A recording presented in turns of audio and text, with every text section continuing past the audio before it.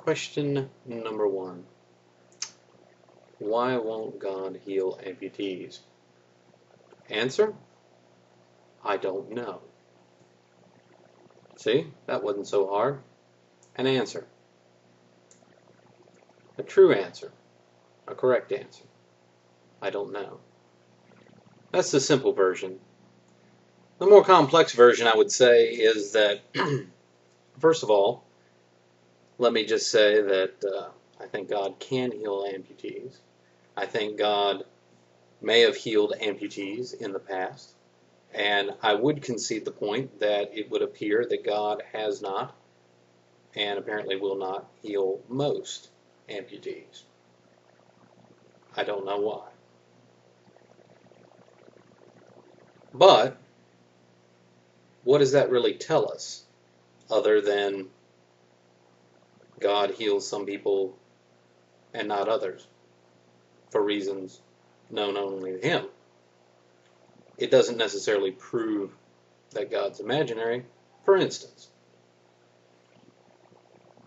I have a daughter. My daughter asks me for lots of different stuff.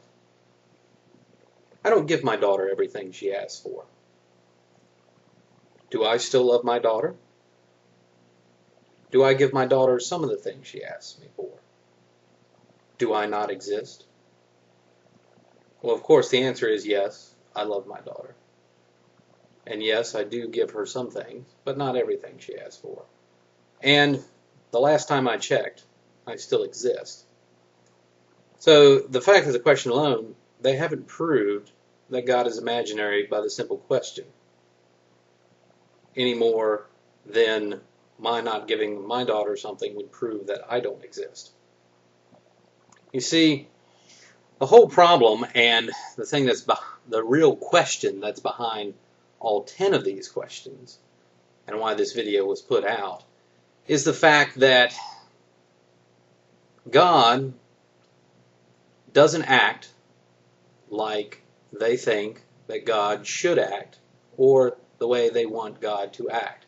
So since God doesn't act the way they want to, or doesn't act the way that they think so, they're going to make the assumption that He doesn't exist, just because God isn't who or what they want Him to be. And that's sort of the question behind all of these questions. But the thing is, that doesn't necessarily prove that God doesn't exist.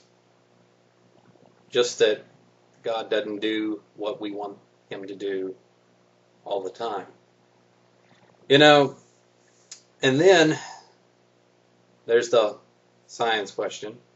Science is a good thing, and it can answer many questions and tell us lots of things, and it's a really useful tool in life. But science doesn't answer all questions. As a matter of fact, science and faith each offer certain types of questions. For instance, I have a glass of water. Now, intelligent people could, debate whether the glass is half full, half empty. Science could tell us that the water is made up of hydrogen and oxygen, and that it's a liquid, and could tell us the volume, various properties. It could tell us the composition and size of the glass material, and that it is indeed glass, and possibly how the glass or where the glass was formed. However, it doesn't answer the question, why do I have a glass? What should I do with the glass? Should I drink the water? Should I pour it out? These are questions that faith addresses. So you see, science and faith, for the most part, really ask different questions. And finally, the last thing I wanted to say about this video series is, I really didn't appreciate, the real tone of the video. It was a very bad type of, manipulation where you try to guilt people into, well, if you're a smart person, you'll agree with me. Implying that if you don't agree with them, that you're stupid or maybe uneducated.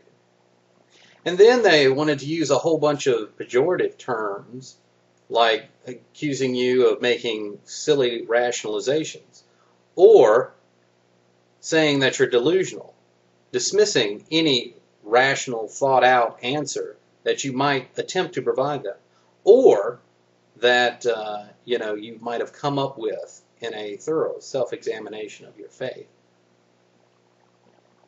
So that's all I've got to say about this, except that if you're a Christian, I hope you will examine your faith, because you really need to ask yourself the tough questions. And if you're an unbeliever, don't dismiss God offhand. Keep looking, and I hope you will encounter the living God and His Son, Jesus Christ. I want to thank you for your time in listening to this video. Have a good day.